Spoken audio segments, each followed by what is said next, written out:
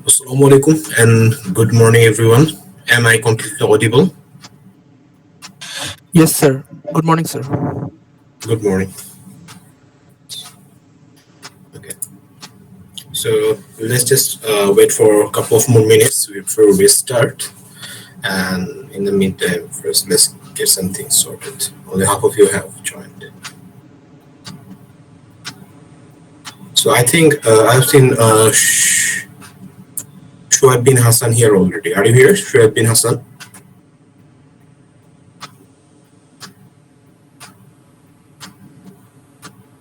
Shuaib?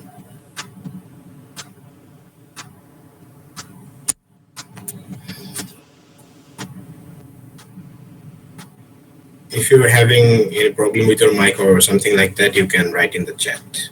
I mean, I've got only one thing to tell you. Simple.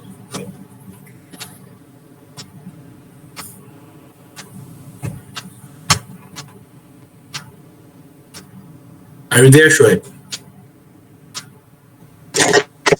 Yes, sir. Okay, so it seems like you haven't turned in your assignment. You have submitted the file, but you haven't turned it in yet. Have you? No, sir. You haven't turned it. Yes, I have written in the comment that you need to turn it in or hand it in order for it to be counted. So this is only a warning for the first time. After this, I will not be giving any warning. So if you forget to turn it in, unfortunately, it will not be counted. But since it is your first time, I'm just telling you that you need to turn it in. Okay, sir. Thank you, sir. Okay. And another one, who is Sakif Kaiser. Are you here, Sakif Kaiser?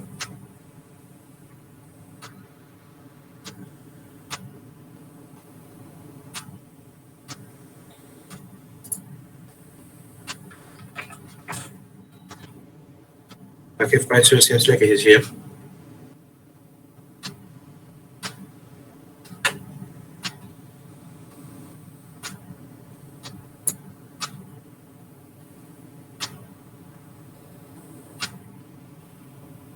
Sakif?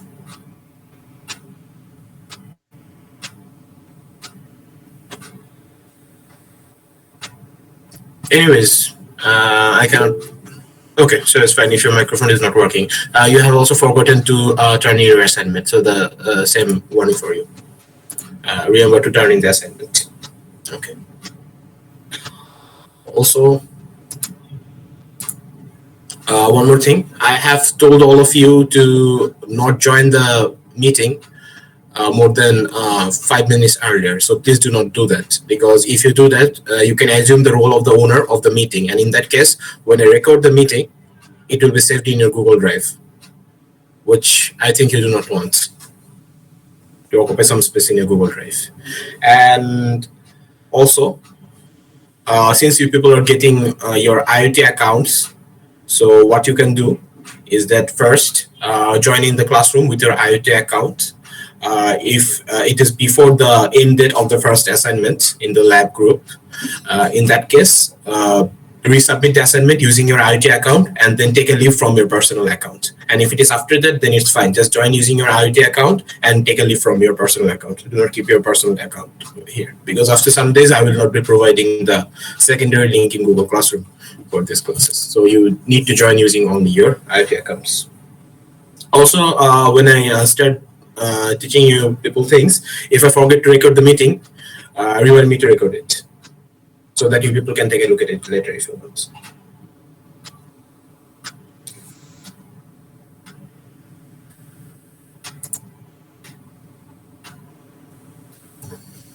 So let us begin.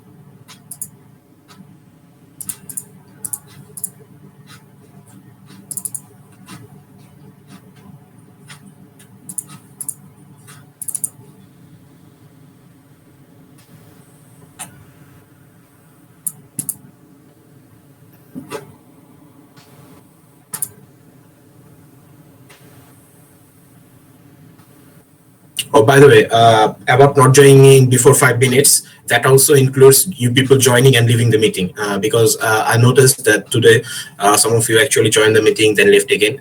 If you do so, you can still assume the role of the owner of the meeting. So please do not do that. Okay.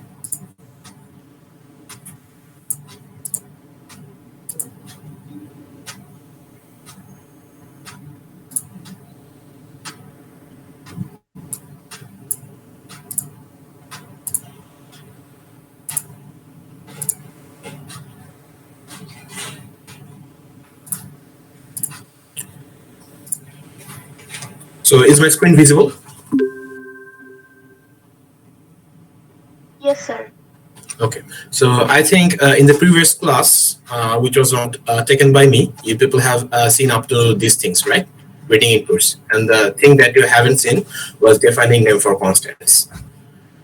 So this is the place where we start from. I think you people are quite familiar with these things like printing, assignment declaration, as we have already talked about it. These are the simple things. Okay. The basic structure of a C program. In that case, also the steps, preprocessor, compiler, and linker. And then some features of IDE. Oh, by the way, do not make mistakes. Code blocks, Eclipse, Visual Studio, not Visual Studio Code. C Lion, NetBeans, these are IDEs. Sublime Text, Atom, Visual Studio Code, those are not IDEs. Those are just text editors. There's some difference. By the way, they will not be given in the exam. Nothing to do with them. Sure. So anyways, today we start from defining constants, name for constants. So instead of going through the slides, I will just show something to you in code. Okay.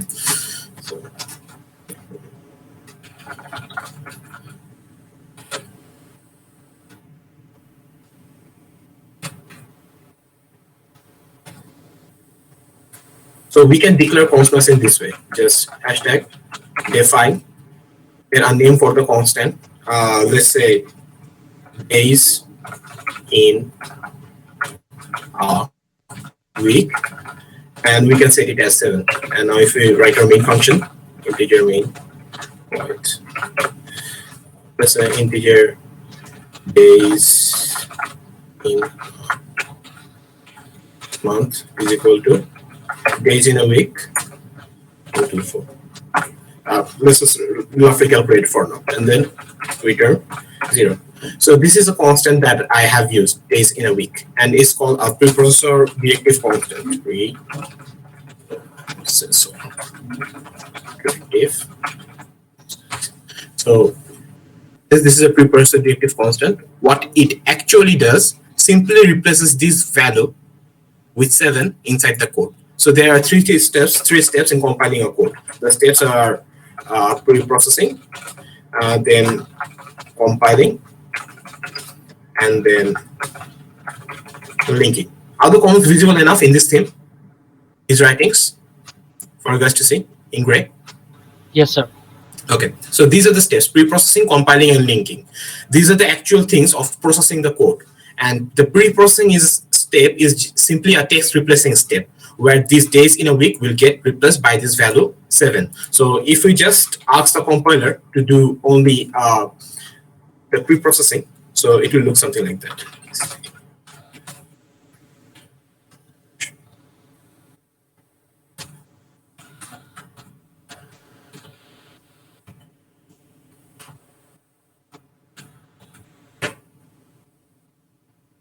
I asked the compiler to just pre-process this code.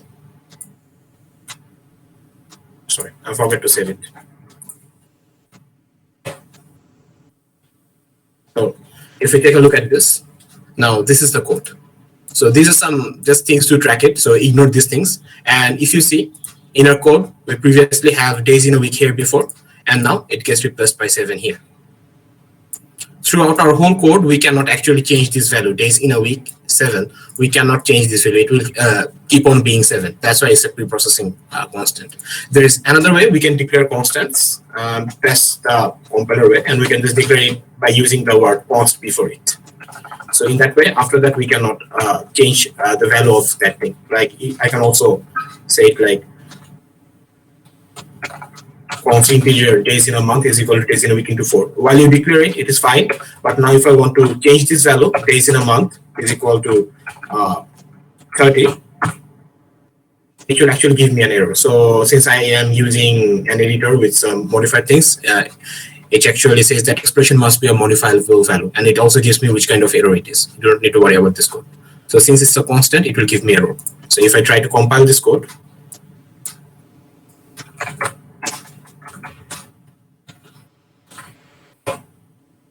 it will just give me an error. Error assignment of read-only variable days in a month. So this is how you declare a constant. So now that we are done with previous day topics, for now let's move on to today's actual picture. Okay. So these are the things we will be taking a look at today: identifiers, keywords, tokens, and then some just things to follow. Some good practices which I want all of you to follow, so it makes your lives easier for all of you and even myself as well. So we will discuss them one by one. So first, let us begin with identifiers. So what are identifiers? Basically, in a programming language, identifiers are just name of the programming entities. And there's another name for identifiers. Those are also called symbols. So what are programming entities? Programming entities can be variables, constants, functions, macros, and even others like structs, union, and many other things. So we haven't seen those yet. So those are programming entities. So if we just take a look at this program.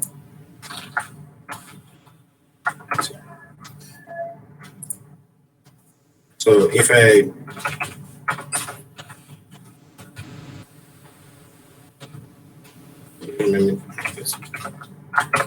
declare integer my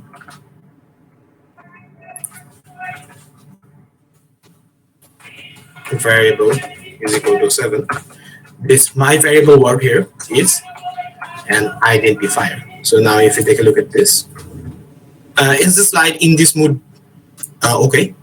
I think it should be visible enough. Okay, so these are different types of identifiers. There are other types, but these are the identifiers. Like in a preprocessor directive constant, the word pi here, which we use to name this thing value, is a preprocessor constant. In case of these are actually called macros. We will deal with them later. But this multiply, this x, this y, these are also called, simply it just multiplies to number, since you know it's just replacement.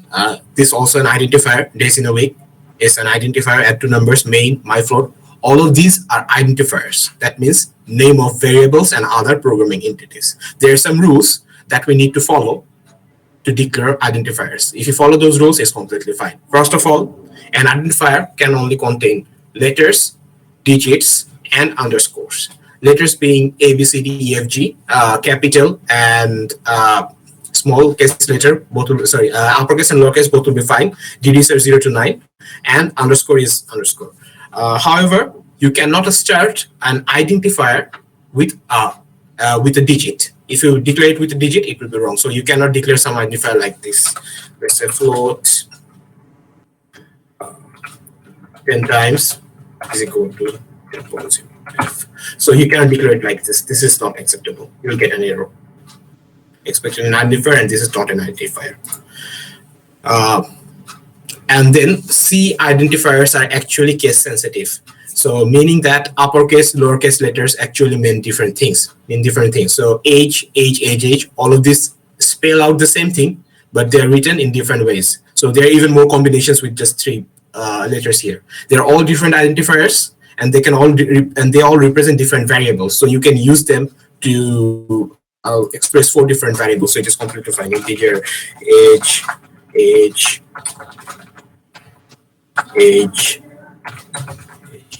So it's completely fine. And these 4 are 4 different slots that we can use to store data. It's completely fine. And finally, identifiers cannot have the same name as keywords. So what are keywords? We will discuss them in the next section, but it cannot have same name as keywords. So I have a question to ask you all. So if I want to name an identifier in a different language than English, let's say Bangla or Arabic, which has different letters, do you think it will allow me to name it in that language?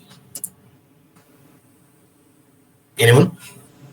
No, sir, it will not allow us to define a... No, sir. So shall we try it, naming it in a different language? Okay. Let's do something. Sorry. I do not have Ogro or anything learning, so I'll just do some funny things here. So in Bangla, A variable is called cholok. It's just for those of you who are not from the country, who are from outside. In Bangla, a variable is called cholok. So we will try to name a variable in Bangla here.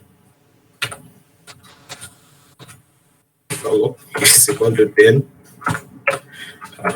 Printf.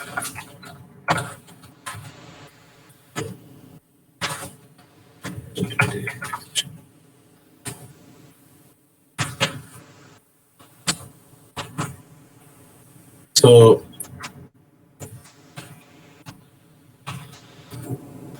let's see whether this program works or not.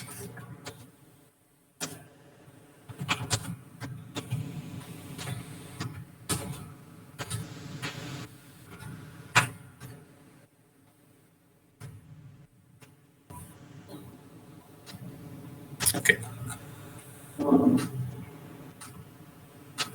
You forget to save it again.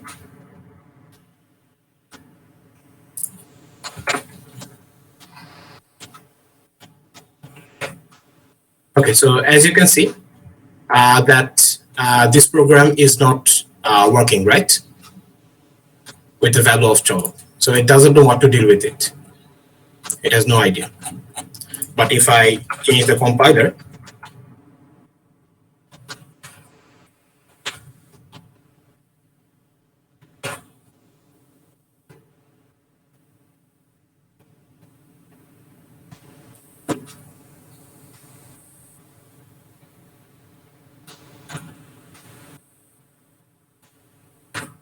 suddenly it works. Can people see this? Is this value visible? Yes, sir. Yes, sir. Okay. Yes, sir. Yes, sir. So generally, compiler is supposed to be able to deal with Unicode values or universal character symbols. That means symbols represented in other languages. Some compilers work, some compilers do not. So as you have seen, the compiler Clang is working with a Bangla keyword here, sorry, a Bangla identifier here, whereas the compiler GCC is not working with them. So generally they're supposed to work, but it might not be the case. So stick to naming them in English. Okay. So now these are our list of acceptable keywords. You can combine letters, digits, and underscores. So time terms, get next year, total profit, house number, member value, first lot, all of these are fine. However, these are not acceptable. Why? Because this one starts with a digit. This one contains a symbol, hyphen, instead of underscore. So this will also not be accepted.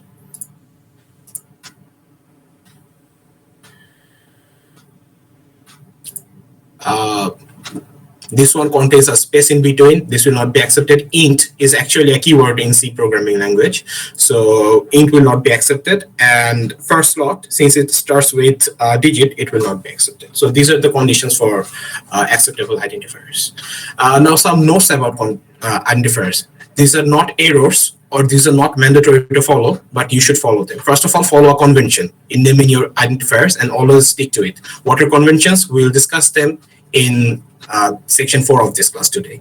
Second, do not select a name for identifiers that begins with 2 underscore followed by a letter or an underscore followed by a capital letters. Why? Because in many compilers, they're used for that compiler specific things. You can be using a compiler from Microsoft's, that is MSVC. You can be using a compiler from GCC or Clang or maybe some other compilers. And sometimes some features are provided by compilers, and those features are generally which are compiler specific, named by using either 2 underscores before a letter or then underscore and a capital letter. So it's not a good idea to name them in this way. However, starting an identifier with underscore and then a small letter is fine.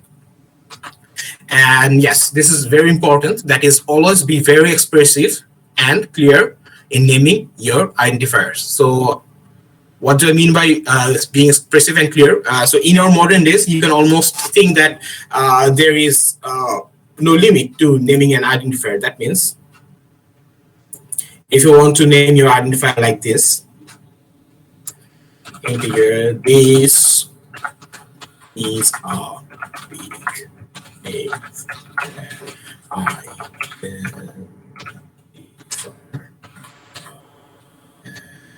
with is equal to 100.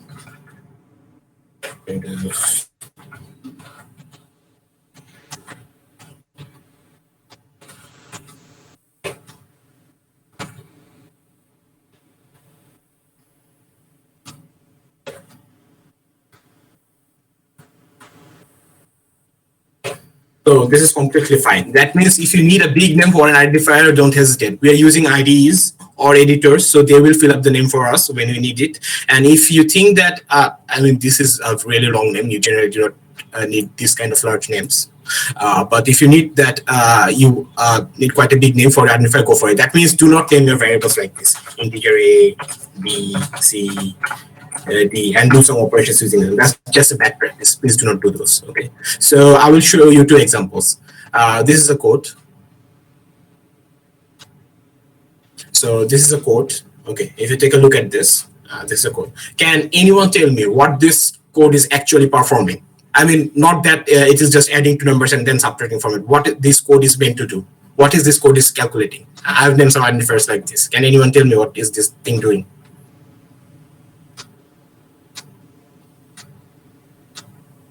It seems like you cannot. Okay, then take a look at another version of the same code. Okay, now can you people tell me what this code is doing? Anyone? It is calculating the monthly income of a person. Exactly. So, okay, I have made some mistake here. This should not be cal_ma, it should be calculate monthly income. So sorry for that. But yeah, so this one expressively shows the name of each of the identifiers in such a way that you people can understand what is happening behind. So it's just adding base salary with the bonus and then subtracting the loan amount from the total. So yeah, this is just calculating the monthly income. Both of these programs are doing the same thing. After they are compiled, they will have same kind of structure completely. They are basically the same program in the eye of the compiler. However, when you're being expressive, even if you come to this code after like 10 years, you can understand what this thing is doing. Even someone else comes to aid you or to work with you, and when they read this code, they'll understand what this code means. So always name your identifiers, you name your variables properly in a proper way, so that people can understand. This is a function, by the way. We'll learn about functions later, those of you do. So now let's come to keywords. So keywords are some reserved words which have a special meaning to the C compiler. And you cannot use those to name your identifiers. So keywords are case sensitive. That means if a keyword starts with a small letter and each of the letters are in lowercase, it should be just like that. And if it contains any capital letter, exactly that capital letter should be that one. It should be exactly as it is written. So just like we have used like int, then return, then void, these are all keywords. Those are reserved by the compiler, and the compiler uses those to parse the program. So these are the keywords in modern C. There are 44 keywords. There might be compiler-specific keywords, but these are the overall keywords. There are 44. You do not need to memorize them. Just know the common ones.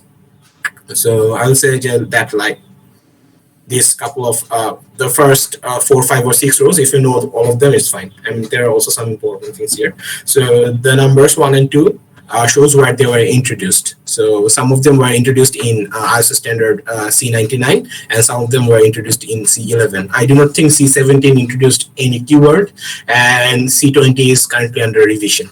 C20X, so C2X I think it's called. So these are the keywords that you cannot use to name your identifiers, and these are the words that you will be using to control your program in various ways. So now let's come to tokens. If we take a look at a C program, they can be considered as a collection of tokens. So tokens are like small group of characters that you cannot break any further without changing their meaning. So what is a token? So if we look at our program, the word keyword int is a token. If I break it in two, the meaning will change. It is no more defining an integer anymore. So they need to be together. So this is a token. This A, let's just remove this. Okay, so this is a big name for an identifier, and I'm fine with it. This whole thing it will be in one thing to the compiler. So this is a token. This equal sign is a token. This 100 is a token. This colon is a token. Printf is a token. Bracket is a token. This whole thing is a token. This is a token, another token. So our whole program consists of some token. By the way, these are not actually part of the program, actual program. These are preprocessor things. Anything that starts with the pound symbol or hash symbol, it will be removed and replaced by something else by the preprocessor. So do not worry about these things, okay? These are not part of the actual program. This is the whole actual program. So these are so those are tokens. So keywords, identifiers, operators, punctuation marks, all tokens. So a whole so let's take a look at it then. This example, printf height. So if you break them down, the printf, the identifier name of the function here is a token. The bracket is a symbol, is a token. This is a string token. Anything that you find under two quotations that looks like a piece of text is called a string in any programming language, basically. Yeah, in most programming language. In C, it is definitely a string. The comma is a token. It's a symbol. Height identifier is a token. The closing bracket is a symbol, is a token, and the semicolon is a token. So the whole C program, you can basically break it down into six basic type of tokens. The first one is keywords like int, return. Yeah, you people haven't seen any of it. Yeah, or like float. Then identifiers, the name of variables, constants, functions that you people give. Then there are constants actually, and strings. So constants, I will talk a bit about it right after this one. So like the values that we assign to variables, 10, 11.5x. Be punctual in your classes, please. So these values, these are constants. Strings, these are tokens. Operators like plus, minus, into, these are some bitwise operators. We'll discuss them in the operator class. These are also tokens, and then special symbols like semicolon, bracket, even comma itself is a special token.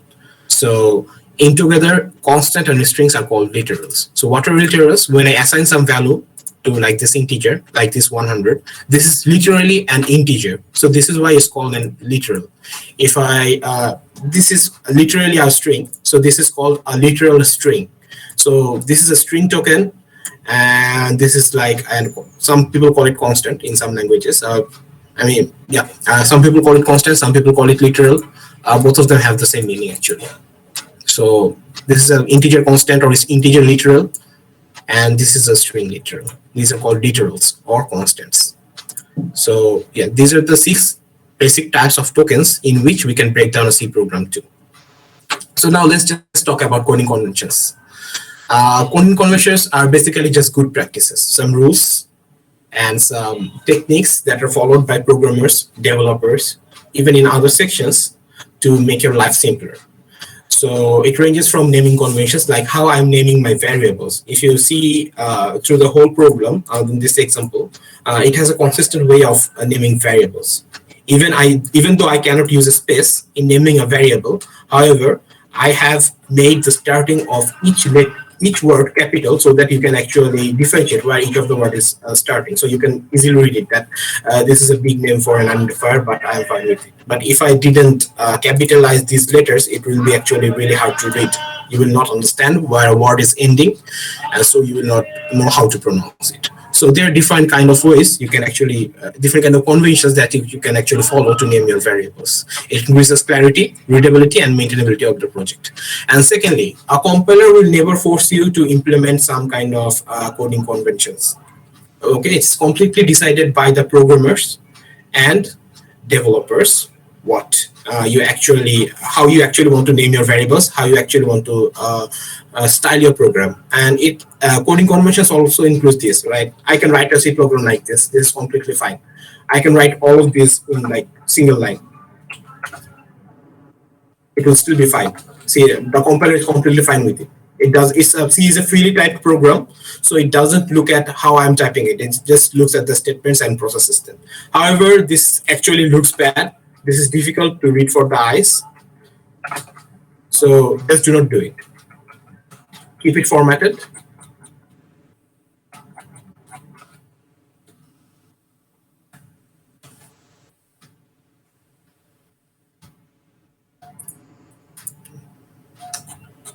sorry, this is editing it as comments.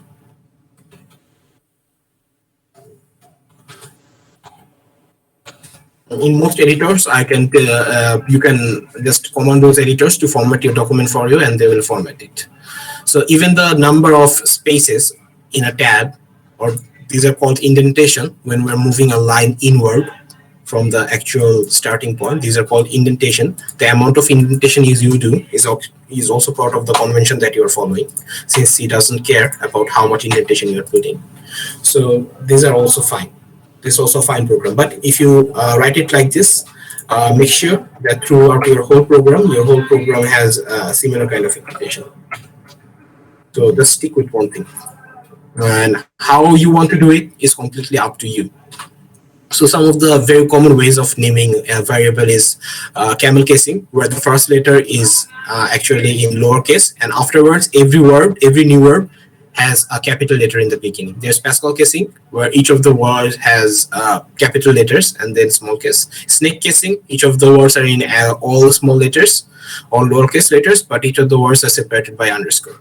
So you can follow one of these, or in different scenarios, you can follow different of these, but how you follow it is up to you. Have some rules and follow them.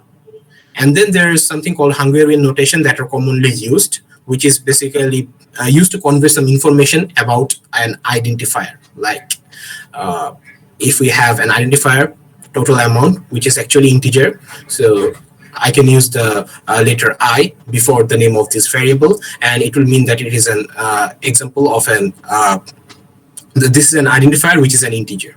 So Hungarian notations are used for those purposes. So for integer type, these are not actually used much, but in complex types or like user created types, when things become very complex, so these things are really helpful. So that's all for today. So I'll be taking questions now. So any question that you want to ask me about today's class, any question?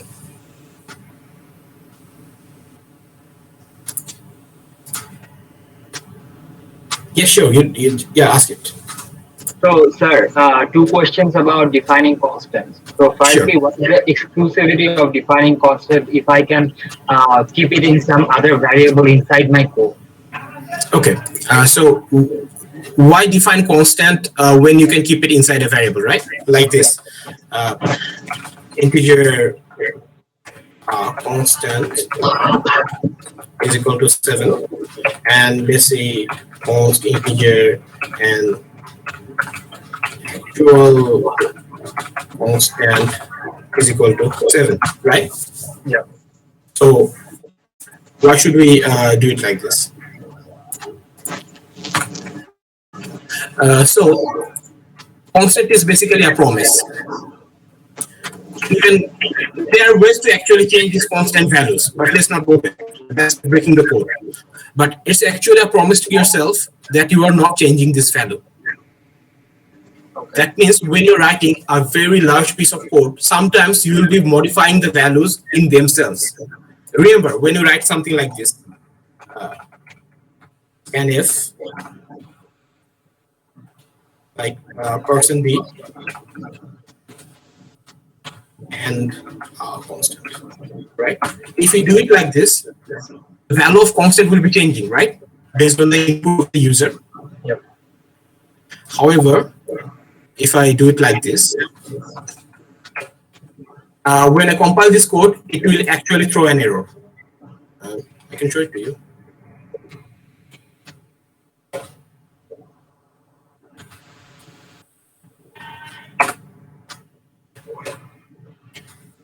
Okay, so being GCC, it is actually working.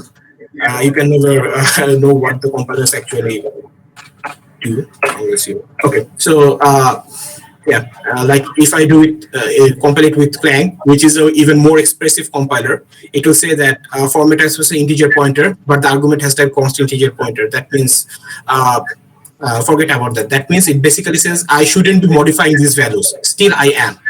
So let's say you're writing a 1,000 lines, or you're writing a program that contains more than 1,000 or 10,000 lines of codes separated in different files.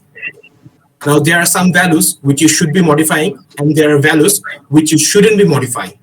When you define them as constant, it is basically saying to yourself that, okay, this is a constant and I shouldn't be modifying this. And in some cases, compiler can actually optimize code for things that are constants, but they cannot optimize codes for variables. So when you compile these codes, there are a lot of things happening underneath. And optimization is a very important part of that. So some constant, in case of some constants, actually compiler can improve overall performance of your program, but mainly it is a promise to yourself that this is some value that I will not be modifying. Okay, what is your, are you satisfied with the answer? Yes, yes. Okay, what is your next question? And the next question is, are we supposed to use only the integer data type in define features? Can we use features and other stuffs? I mean, is this fine? Are you asking it whether this is fine or not, right? Yeah, this and also strings or characters. Can we define them too? As constants? Yeah. Definitely, you can define almost anything as constant. Okay. You can define anything. If I want to define it as, actually strings are almost defined as constant. Strings are defined in this way. Constant, character, pointer. So, and this is fine. Actually, you see this is a constant. Okay.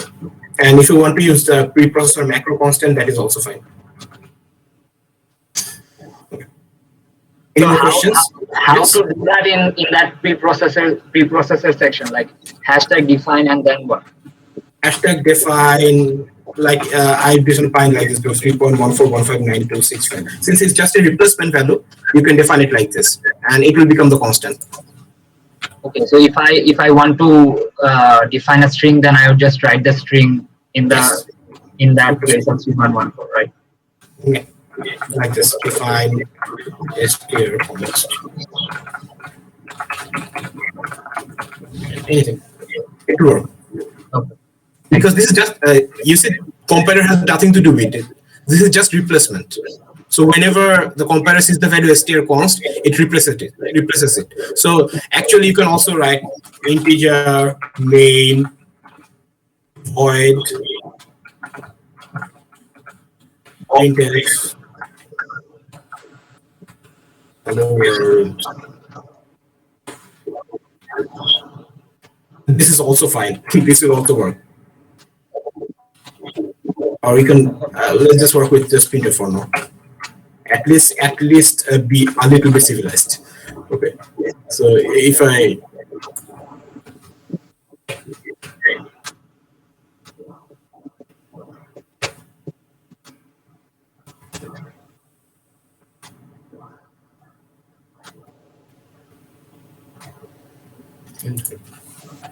interpreters here for this code will work fine.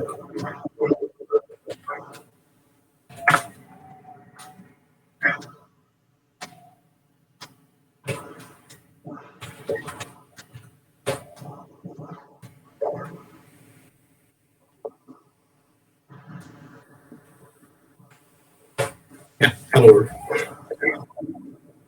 So what sometimes happens, since C, C++, these languages let you do this kind of preprocessor working, sometimes we end up creating something called a meta language. That means using this type of preprocessor definitions, we end up making some kind of language of ourselves to make it easier writing for us, but sometimes they also get really difficult for someone else from outside to understand our code. So be careful how you are using your preprocessor, and definitely name it in a meaningful way. Thank you for your questions. Those were good questions. Any other questions? I didn't understand the Hungarian notation. Okay, so the Hungarian notations. Let me give you an example from real life. Let's say you're working. Let's say you're working with the game of a code. Sorry, with the code of a game. You're making a game and you're working with this code. So in your game, you have some actors that you want to move through the fields. Okay, and let's say you have some environmental objects which the actor can collide with. You have played some common games, right? I mean, even a game like let's say Flappy Bird, a common example. The bird is an actor, and the beams or the pillars that you can collide with, let's say those are environmental objects. So in your code, there might be multiple actors, multiple environmental objects. So let's say we're calling the Flappy Bird as just bird. In Hungarian notation, we'll name it as actor bird, and the pipes or the pillars, we'll call them environmental obstacle, or let's say EO, EO pillar, EO beam, or things like that. So as a result, when I come to my code, I can definitely understand what those things are. So if I want to show you an easy example with common data types that you're familiar with, integer I value is equal to 10, integer, sorry, f value is equal to 10.0. Let's just use a character for now. Do you have is equal to, so let's say I do not have these things visible in front of me.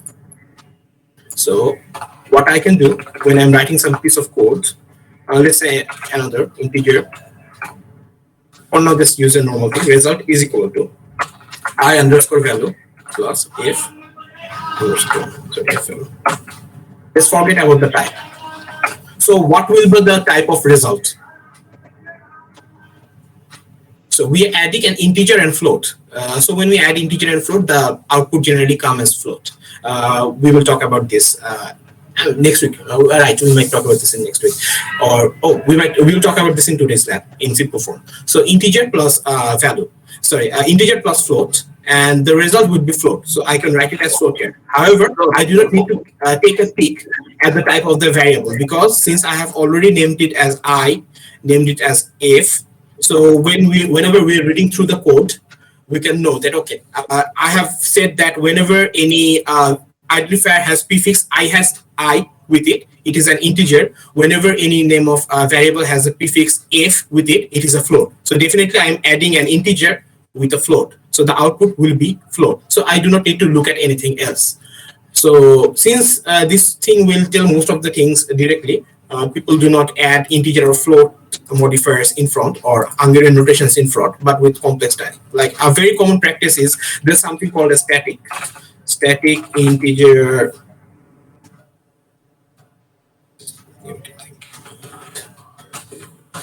So instead of naming like this, people very often name it like s my int or s underscore my int. So that means this integer is static. So what does a static do in this case? We can use multiple files in C or C++ in most languages to write our code. It basically tells the compiler that this value will be only available within this file, and it will not be taken outside this file to other files. These are when I think this will be too much information overload for you. However, just remember this: whenever a file is compiled in C, you have seen that I have shown this steps before. Preprocessor, then compiler, then linker. And as you have already read, this will actually process just a simple text file, or it is still a C file. The next step is an actual object file, which has the extension .o, and finally the linker, linking all the objects file. Actually, there are multiple of object files that we can link with. So this is a final application file, executable. So in case of Windows, the executable will contain .exe extension. In Linux, they generally do not contain any extension. In Mac, I actually do not know. I'm not a Mac user, sorry. So these object files, whenever this code gets translated to an object file, the single piece of code that gets translated is called a translation unit.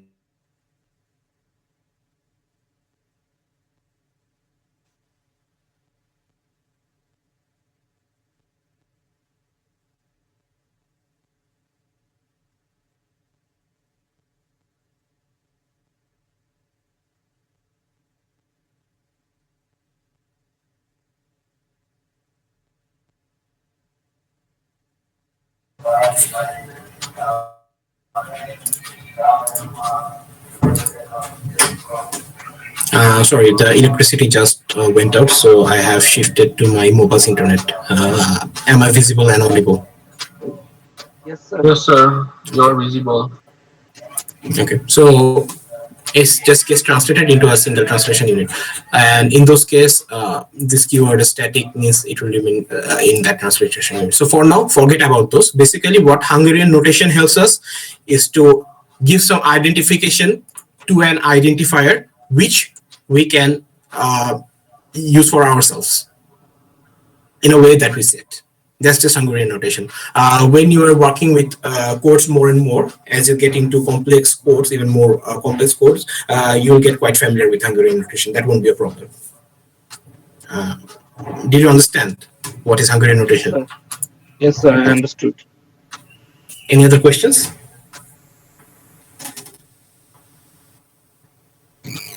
Sir, I have seen a lot of people define lots of things in their code, and even they define for loops and scanf to make it shortcut.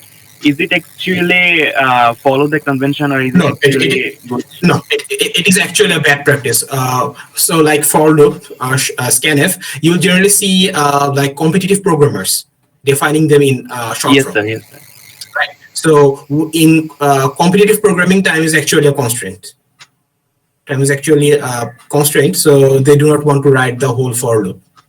So in order to save time, they just define them using preprocessor macros and constants. Those are really, really bad practice, because how you define your constant might not be clear to some other people.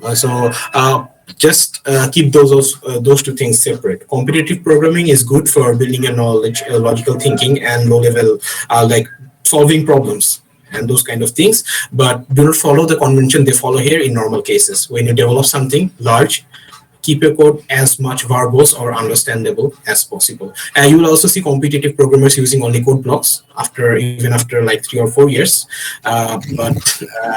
Yeah. So they stick to GCC, they stick to code blocks.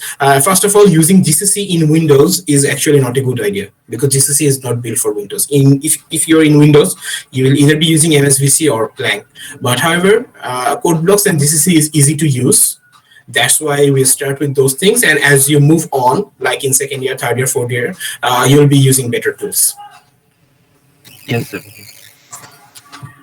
Any other questions?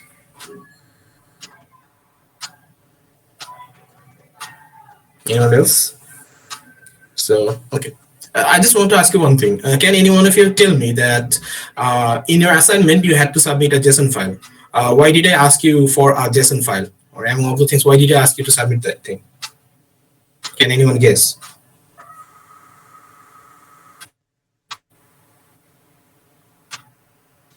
Okay.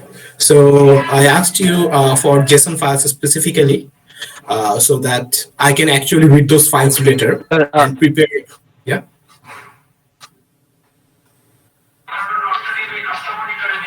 Hello. I think I should stop presenting.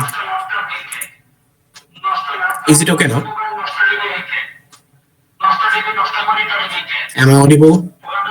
Yes, sir. Yes, sir. Yes, sir. Okay. So I was asking, why did I ask you to submit a JSON file? Anybody of you has any idea? To use it with any database directly? Yes. JSON is a really parsable file. Yeah. So not just database, I You are can just audible. another piece of code. Okay. I will also turn off my camera. So since I'm using my mobile net, it is actually a bit slow. So turning off my camera actually helps me. Okay. So JSON file is easily parsable. I can write another piece of like C code or encode in any other language. I can use this to prepare a sheet for you guys, a sheet of your names, and I can use it to call your names. Okay. So I'll be taking attendance now. I will call you by name, and if you're present, just say yes, sir, in regular ways. We're getting back to old-fashioned ways. Okay. So Abu Hena Sadid, Sharia Rashid Khan Sifat, Shahriar Rashid Khan Sifat, Yes, sir. Abu Zawad Muhammad Ridwan Hussain, Present, sir. Muhammad Arafat Hussain Anjar, Arafat Hussain Anjar,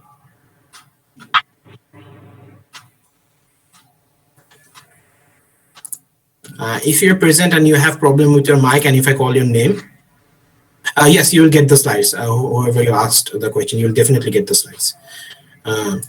Okay. So if you're present, I call your name, and due to some issues, you cannot give your present. Just type your name and ID in the chat. Tosif Tashwar Dipto. Yes, sir. Asif Abrar. Present, sir. Asif Mahmoud Fahim. Yes, sir. Zarin Tasnim Ridhi. Present, sir. Him Abrar. Yes, sir. Chaudhuri Blossom Ibn Razak. Present, sir. Fardin Fayaz. Present, sir. Labib Muntasir. Present, sir. Mohammad Ehsanul Haq. Yes, sir. Tanbir Chaudhuri.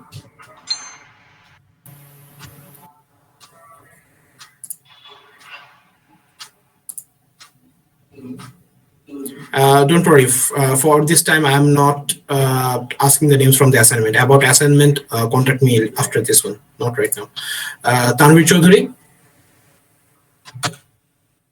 Aryan Bashir. Present, sir. Aryan Present, Bashir. sir. Aryan Bashir. Present, sir. And Tanvir Chaudhuri, okay, you're present as well. Istika Jaman Ifti. Present, sir. Mohammad Naim Mubashir Munin. Present, sir. Labib Anwar. Yes, sir. Aziz Amin Yasser Alam. Present, sir. Awaja Ishma Marian. Present, sir. Sakif Kaiser. Sakif Kaiser. Radib bin Kabir. Yes, sir. Yusuf Ibn Kamal Niloy. Present, sir. Miftahul Alam Siam. Present, sir. Hedi Ahmed. Present, sir. Abdullah. ID 26 126. Sir. Mutabshir Ibn Amin. Present, sir. Mozasim Doha. Present, sir. Maruf Ahmed.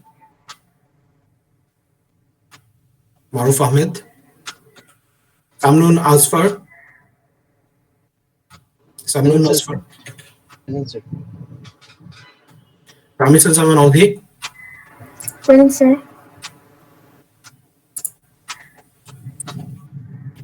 Hijabin Tabassum. Present, sir. Mohammad Tamim Sharkar. Present, sir. Sadia Sultana. Present, sir. Sadman Nahian. Yes, sir. Present, sir. Mirin Tazin. Present, sir. Sadiq Salman. Present, sir. Present, sir. Muqtasim Kamal Dihan. Present, sir. Mosammad Jannatul Samaruk. Present, sir. Mushfiqur Rahman. Present, sir. Saima Siktul Muna. Present, sir. Sajid Hussain. Present, sir. Nahin F. Siddiq. Present, sir. Siddiqui. Tanvir Hussain Dihan. Present, sir. Shamia Sarmin Tivana. Shamia Sarmin Tivana.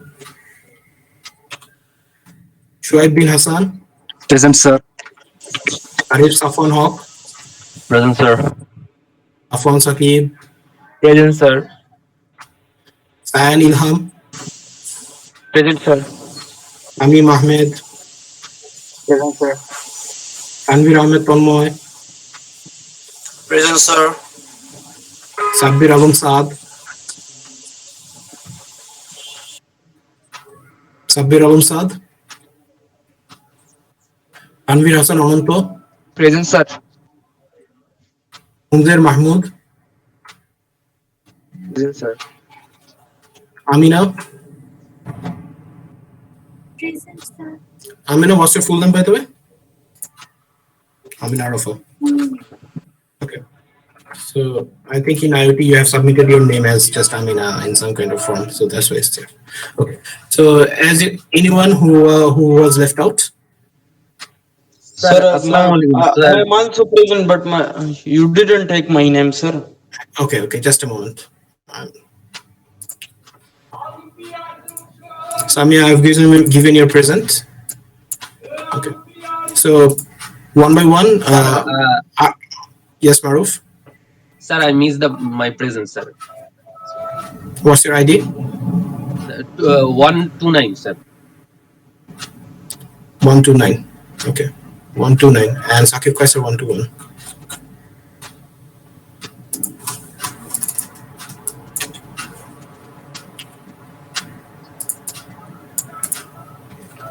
Okay, so those of you whose name. 45 is also present. Okay, 45. Yeah, I've given you a present. I've told you already. Okay.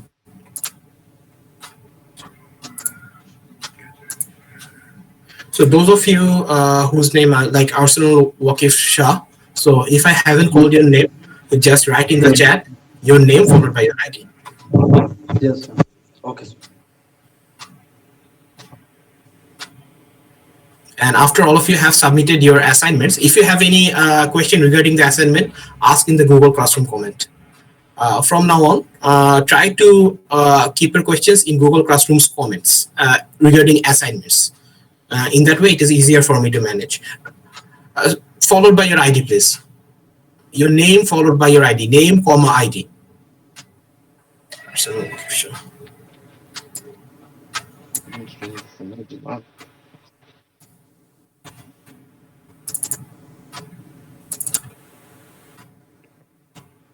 So as you can see that calling name in this way is actually really tedious and it's going to take a lot of time. So I will not do it actually every day. Since that's the first class, I'll get to know your names. So that's why I just called your name. In randomly, I might call your name.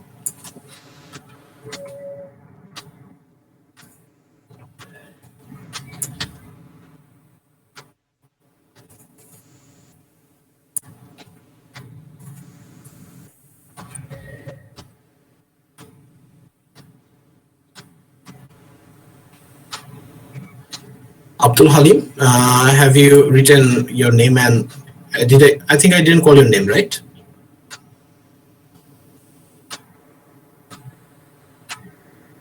Anyways, if you people do not have any more questions and you haven't and you have given your attendance, you can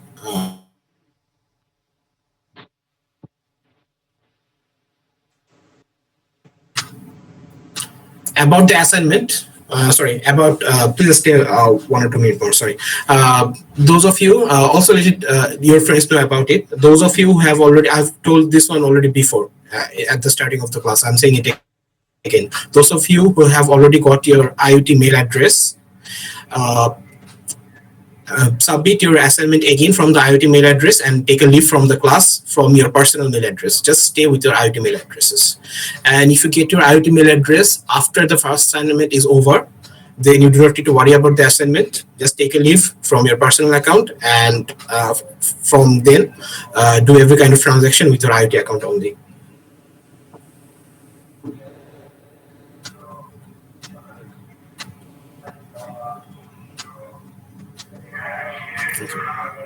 So if one of you do not have any more questions, I will end the meeting here. Thank you. Sir, I don't know about the assignment. Which assignment did you give us? Did you join the classroom? I think so. Sir, previous classroom. I didn't join your previous classroom. Not class. In Google Classroom. Have you joined the 2 Google Classrooms? According to your, you'll be in the lab. There's a combined lab Google Classroom, and for section 1 there is another classroom. Have you joined in those? Yes, sir. Okay, so in the lab classroom you will see there is an assignment called Global Assignment 0 information. Have you seen it? No, sir, I didn't see it actually. So go in the classroom, you will see that there is an assignment. How you set your notification? Yes. Yes, sir. Sir, I didn't the previous lab class. So I am actually working on that class, but I did a little bit of that class, 40 minutes. and that is I think 158 minutes. Okay. So if you haven't done it, I'll try to upload the slides tonight. Okay. With those slides, and then you need to do it. And if you're facing any, if you read those slides, you'll be able to do the works. Okay. Everything is actually defined in that slide. The thing that I'll upload. If you're still face any problem, leave a comment in the Google Classroom. Okay. Also, do not miss your classes. It's important. Okay. Yes. Yes, Abdul Halim, you have a question? You have raised your hand.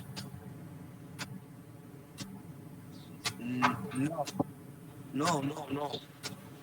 Okay. Did you give your present?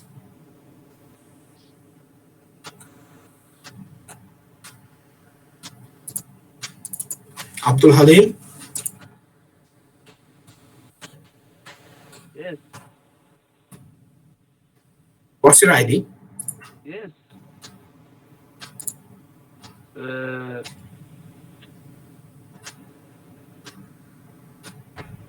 ID is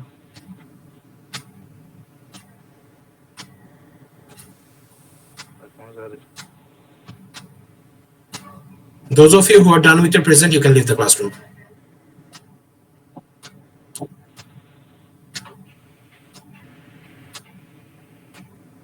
Abdul Halim, your ID, please.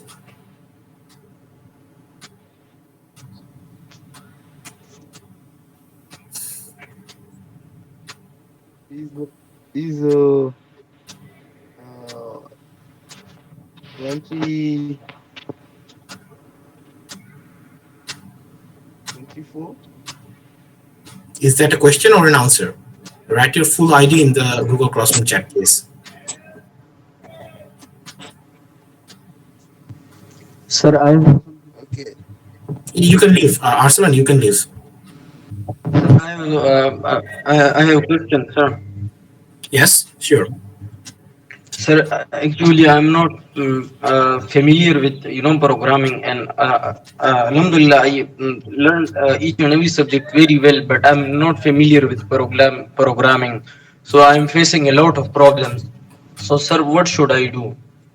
Okay, so Arsalan, this course is actually meant to introduce you with programming since you have missed the first class. So that is a bit difficult. So for now, what I'll do is that as I've said, I will upload the slide of the first class and this class. You need to go through them. If you need, I will provide you with some extra materials. Okay.